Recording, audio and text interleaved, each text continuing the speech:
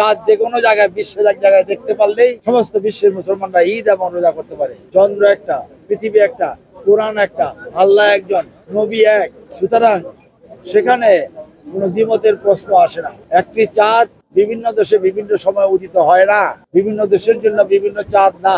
এবং এমন কোন হাদিস দলিল নাই যে ভৌগোলিক সীমারেখার ভিতরে, যে দেশের ভৌগোলিক সীমারেখার ভিতরে চাঁদ দেখা যাবে কেবলমাত্র সেই দেশে ঈদ এবং রোজা করতে পারবে, এরকম কোন হাদিস নাই। সৌদি আরব মধ্যপ্রাচ্যের সাথে মিল হয়ে যায়, হিসাব করলে তো মিল হবেই। চাঁদ কখন জন্ম হইলো, কখন কি হইলো, এটা তো একদম স্পষ্ট, আপনারাও বুঝেন। কাজে চাঁদের জন্ম হওয়ার পরে তাহলে সৌদি আরব তো দেখবে, তাদের তো দেখারই, এই জন্য তারা দেখে বলে আমরা দেখি না। কিন্তু বিশ্ব মুসলিম উম্মাহ আজকে ঈদের আনন্দ উপভোগ করছে।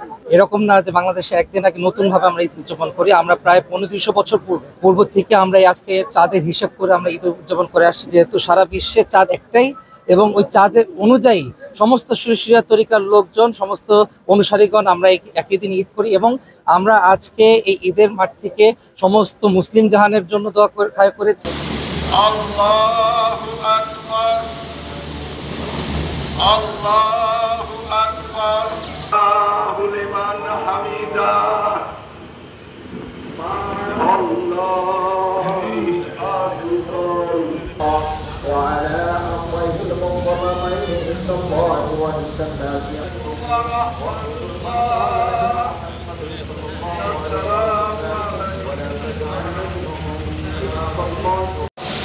ঈদের ওয়াজিব নামাজটুকু মেহরবানি করে তোমরা মঞ্জুর করে।